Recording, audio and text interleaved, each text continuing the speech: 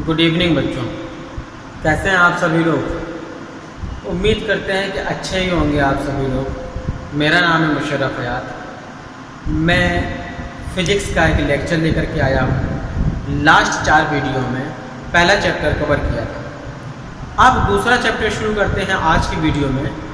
दूसरे चैप्टर का नाम होता है आपका गॉस की प्रमेय या गॉस का नियम। इसके अंतर्गत बहुत सारी चीज़ें हम पढ़ेंगे, बहुत सारे कॉन्सेप्ट क्लियर करेंगे। उससे पहले हम जान लेते हैं कुछ चीज़ें जो हमें पढ़ना है आज के टॉपिक में। आज के लेक्चर में दूसरा चैप्टर है गॉस का नियम और उसका पहला पार्ट लेकर के आए।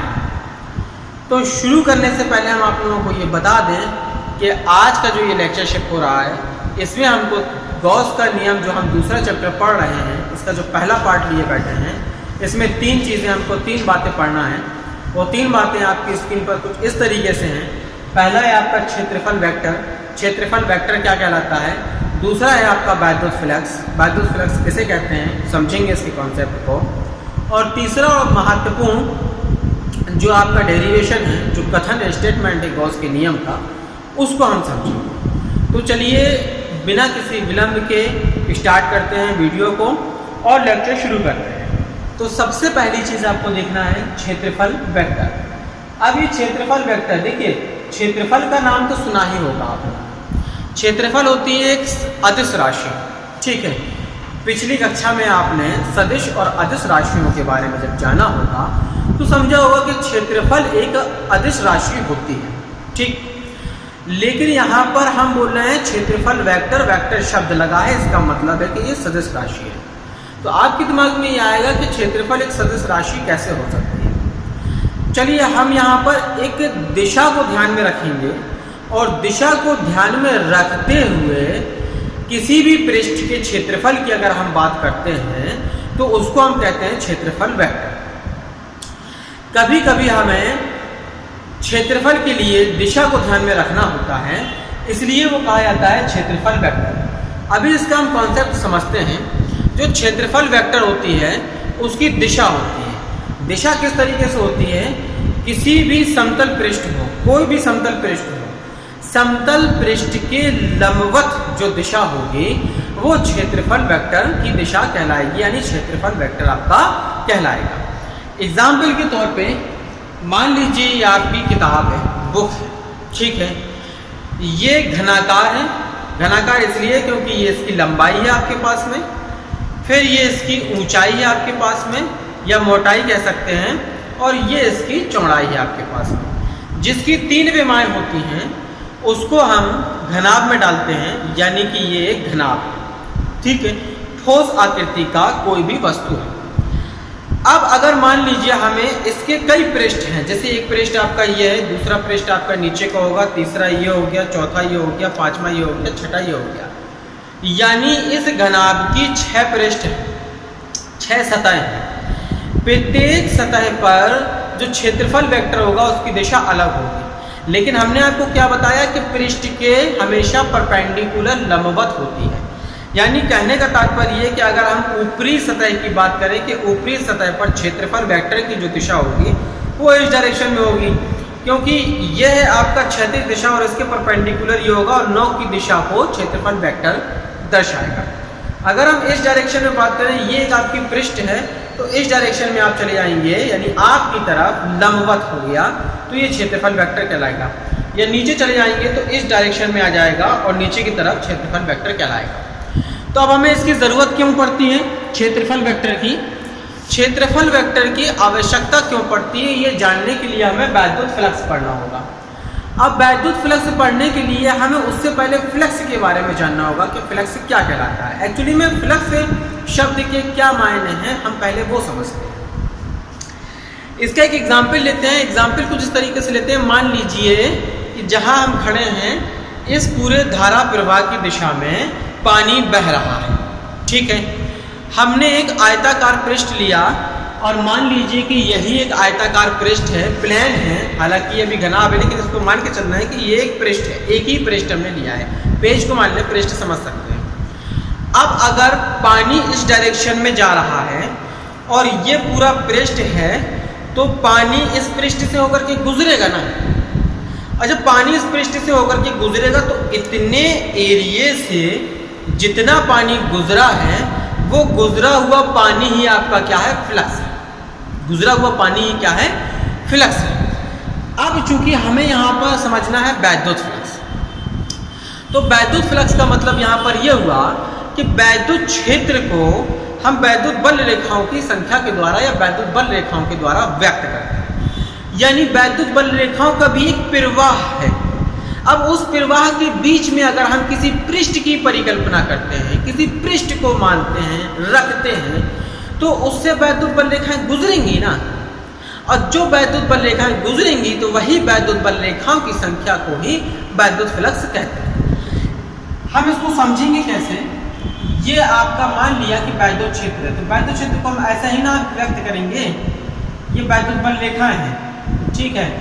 अब वैद्युत बल रेखाएं ये हो गई, यानी ये एक प्रवाह हो गया वैद्युत बल रेखाओं का, ठीक है। अगर हम यहाँ पे किसी पृष्ठ को रख देते हैं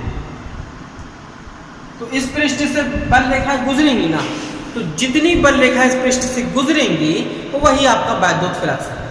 अब वैद्युत फ्लक्स अगर है, मान लीजिए हम वैद्युत फ्लक्स को व्यक्त कर रहे हैं फाई से, और अगर फाई या फाई ई से भी व्यक्त कर सकते हैं, क्योंकि आगे चल के आपको चुंबकीय फ्लक्स पढ़ना पड़ेगा। तो वैद्युत क्षेत्र को अगर हम ई से व्यक्त करते हैं, आगे जाके हम देखेंगे चुंबकीय क्षेत्र को पी से व्यक्त करते हैं, इसलिए फाई से भी व्यक्त कर सकते हो, फाई ई से व्यक्त करेंगे ज्यादा अच्छा होगा। ये हो गया आपका वैद्युत फ्लक्स। अब वैद्युत फ्लक्स किन बातों पर निर्भर करेगा? ये इस बात पर निर्भर करेगा कितनी वैद्युत बल रेखाएं से गुजर रही है। जितनी ज्यादा वैद्युत बल रेखाएं गुजरेंगी ना, वही तो ज्यादा वैद्युत फ्लक्स होगा। तो एक तो वैद्युत बल रेखाओं की संख्या पर निर्भर करता है, दूसरा ये निर्भर करता है कि जो आकृति, जो पृष्ठ है, इसका क्षेत्रफल कितना है, कितना एरिया है, बड़ा है कि छोटा है। अगर छोटा होगा ना तो कम वैद्युत बल रेखाएं गुजरेंगी, कम वैद्युत फ्लक्स होगा। समझ आ रही ना बात? अगर बड़ा एरिया होगा ना, इतना बड़ा एरिया लेंगे ना, हम पहले हमने इतना एरिया लिया था तो इतने से वैद्युत बल रेखाएं गुजरेंगी, इतना बड़ा एरिया लेंगे ना तो उतनी ज्यादा वैद्युत बल रेखाएं गुजरेंगी। तो जब ज्यादा वैद्युत बल रेखाएं गुजरेंगी तो वैद्युत फ्लक्स ज्यादा होगा, ठीक है। तो एक तो आकार पर निर्भर किया, दूसरा वैद्युत बल रेखाओं की संख्या पर निर्भर किया। वैद्युत बल रेखाओं की संख्या ही एक तरीके से वैद्युत क्षेत्र है, वैद्युत क्षेत्र पर निर्भर किया। और तीसरा क्या है? तीसरा ये है कि मान लीजिए इस डायरेक्शन में वैद्युत बल रेखाएं, इस डायरेक्शन में वैद्युत बल रेखाएं हैं, या अभी हम समझाए थे आपको पानी का प्रवाह हो रहा है। अगर हम ऐसे लगा देंगे ना पृष्ठ, ऐसे लगा देंगे ना पृष्ठ ऐसे, तो सबसे ज्यादा यानी इतने एरिए से वैद्युत बल रेखाएं गुजरेंगी। और अगर हम इसको इस तरीके से कर देंगे तो वैद्युत बल रेखा गुजरेगी ना, कोई नहीं गुजरेगी। तो यानी इस सिचुएशन में जब हम ये आपका वैद्युत बल रेखाएं थी और उसके लंबवत अगर हमने पृष्ठ रख दिया, ये लंबवत हो गया ना, तो अगर हमने लंबवत पृष्ठ रख दिया तो बहुत अधिक वैद्युत क्षेत्र, वैद्युत फ्लक्स हो गया, यानी बहुत ज्यादा रेखाएं गुजर रही थी तो वैद्युत फ्लक्स बहुत ज्यादा हो गया। लेकिन इस सिचुएशन में कौनो वैद्युत बल रेखा नहीं गुजर रही है। जब कोई वैद्युत बल रेखा नहीं गुजर रही है तो वैद्युत फ्लक्स क्या हो जाएगा? शून्य हो जाएगा।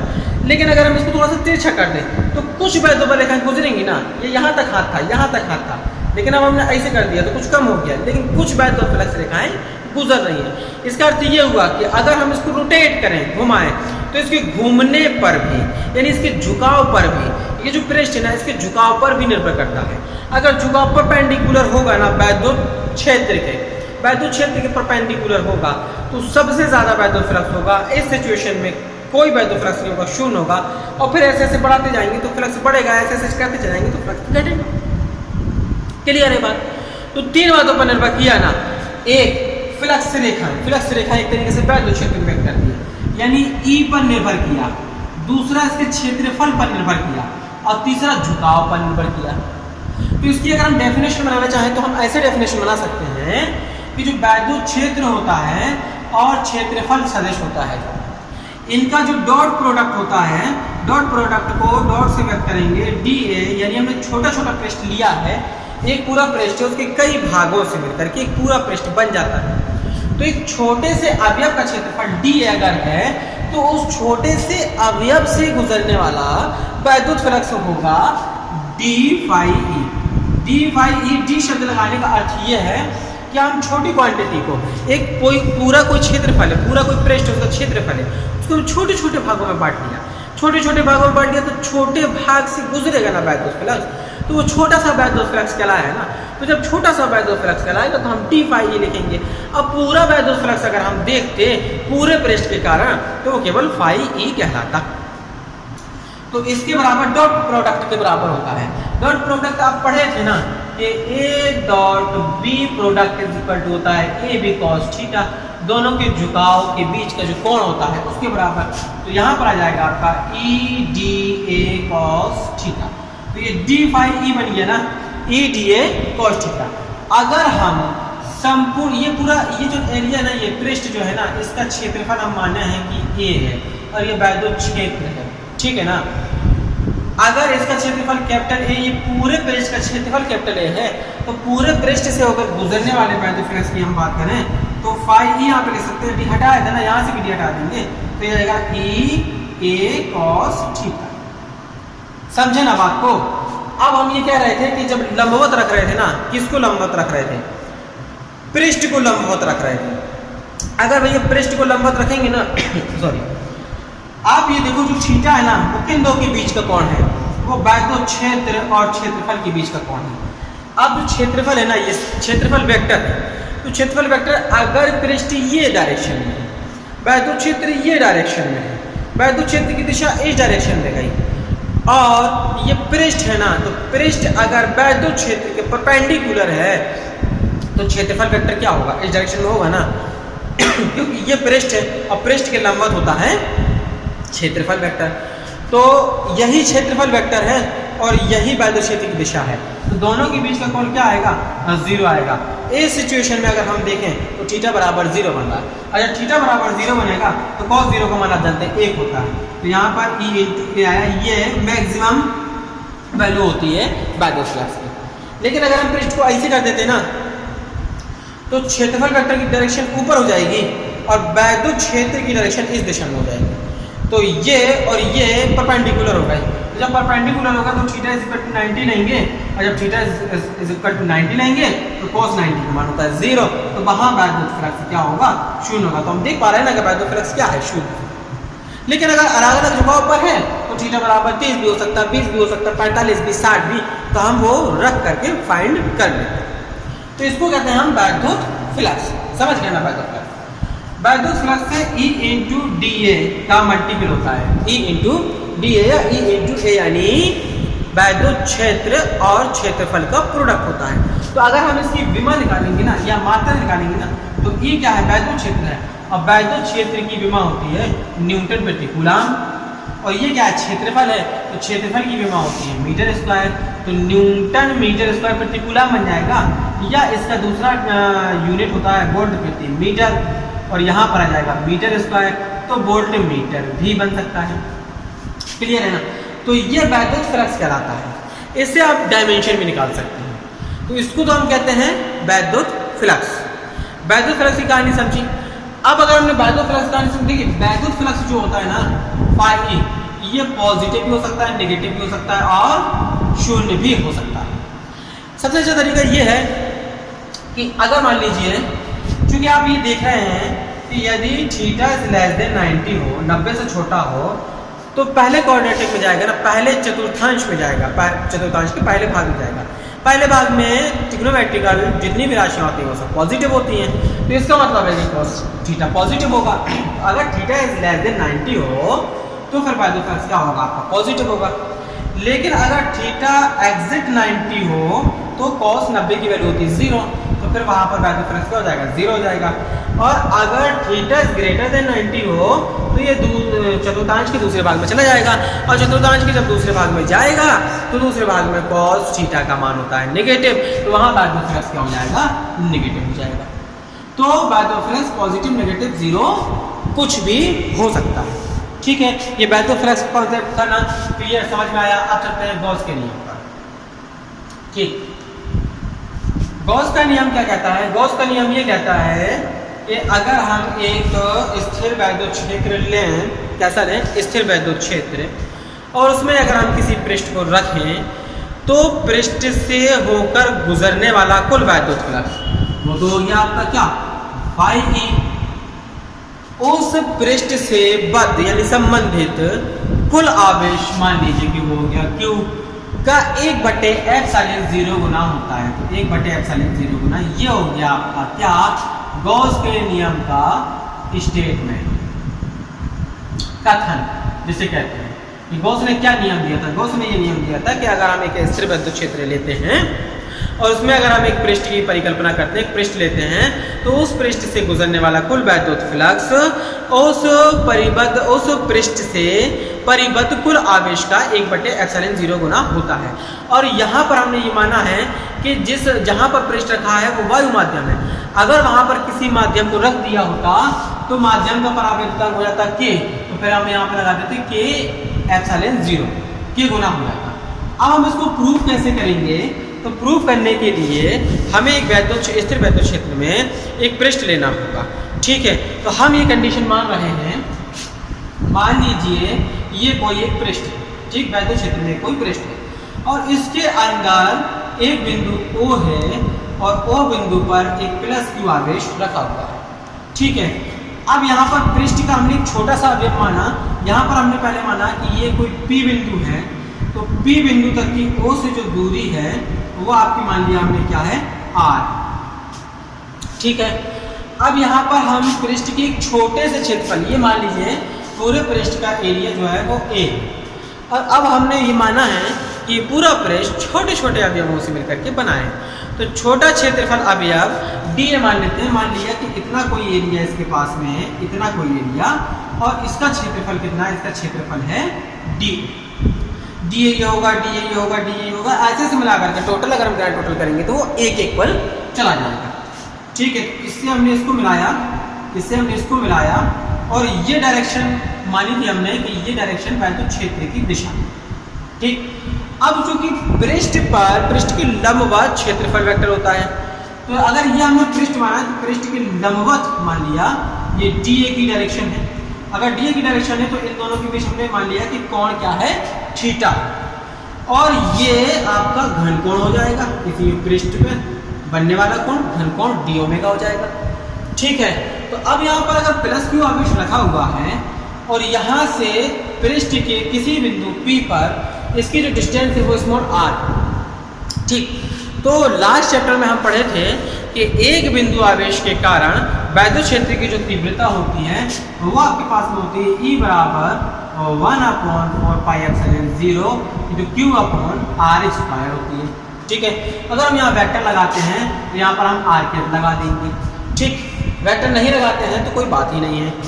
अब हमने ये कहा कि ये तो हो गई ऊपर रखे +q आवेश के कारण P बिंदु पर वैद्युत क्षेत्र की तीव्रता, यानी इस बिंदु पर वैद्युत क्षेत्र की जो तीव्रता है वो आपकी 1/4πε0 q/r² है।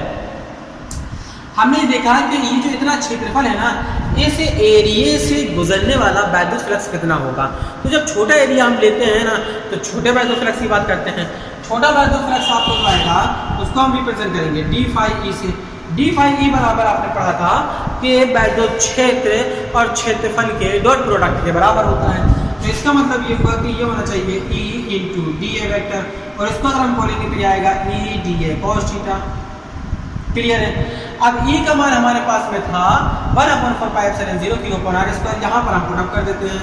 तो d phi e बराबर आपका आएगा, E का मान हम रखेंगे 1/4πε0 q/r² × dA × cos थीटा। ये बात समझ आ गई। अब जब ये बात समझ आ गई तो हम ये देखेंगे कि d phi e बराबर हमारे पास में कितना आया। हम इसको लिख सकते हैं q/4πε0। ये अभी हम वायु माध्यम लेकर के चल रहे हैं। अगर हम कोई परावैद्युत माध्यम लेकर के चलेंगे तो यहाँ पर हमें k लगाना होगा, परावैद्युतांक। ठीक है, और इसको हम लिख सकते हैं dA cos θ/r²। चूंकि ये dA cos θ/r² जो होता है ये घन कोण के बराबर होता है। ठीक है, तो हम ये जानते हैं कि d ओमेगा बराबर dA cos θ/r²। तो अगर हम इसका रिप्लेस करेंगे इतनी पूरी वैल्यू को dA cos θ/r² को, तो d ओमेगा से रिप्लेस कर देंगे तो जाएगा q/4πε0 × d ओमेगा। अब ये तो हमने छोटे क्षेत्रफल अवयव से गुजरने वाले वैद्युत फ्लक्स की बात की, लेकिन हमें पूरे पृष्ठ से गुजरने वाले वैद्युत फ्लक्स की अगर बात करना हो तो यहाँ पर हम केवल phi e का प्रयोग करेंगे। जब फाई का प्रयोग करेंगे तो हम यहाँ पर समाकलन का चिन्ह लगा लेंगे, फिर यहाँ पर हम ऐसा 0 बना देंगे। इसका अर्थ ये समाकलन का चिन्ह ये प्रदर्शित करता है कि छोटे छोटे अवयवों को सबको जोड़ दिया गया है, इनका ग्रांड टोटल किया गया है। और ये जो सर्किल हम बनाए हैं, इस सर्किल का मतलब है कि हम बंद पृष्ठ की बात कर रहे हैं। अगर आप सर्किल नहीं बनाएंगे तो हमको नहीं पता चलेगा कि ये बंद पृष्ठ है कि खुला पृष्ठ है। तो फिर ये कितना आ जाएगा, Q/4πε0 और d ओमेगा। अब अगर हम इसकी बात करें तो ये फाई बराबर हम इसको लिख सकते हैं Q/4πε0 समाकलन बंद पृष्ठ के लिए इंटू डी ओमेगा। और डी ओमेगा जो होता है ये घनकोण होता है। अब पूरे पृष्ठ के लिए जो घनकोण का मान होता है वो आपका डी ओमेगा वो 4 पाई के बराबर होता है।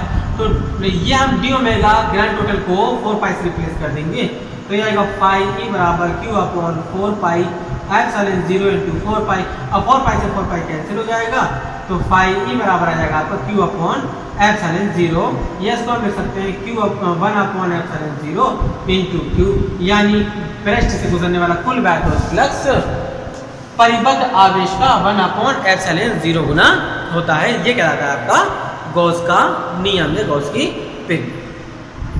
क्लियर है, बात समझ में आई? जिस तरीके से समझाया, चाहे तो आप नोट्स भी बना सकते हैं। वीडियो पसंद आ रही हो तो बता दीजिए कमेंट्स बॉक्स में, कोई प्रॉब्लम हो रही हो तो बता दीजिए कमेंट्स बॉक्स में, स्पीड स्लो तेज करने का कोई मामला हो तो भी कमेंट्स बॉक्स में आप बता सकते हैं। जो भी प्रॉब्लम है आप बता सकते हैं, ठीक है। तब तक के लिए हंसते रहिए, मुस्कुराते रहिए। दूसरा पार्ट लेकर के आएंगे, तब फिर पढ़ेंगे।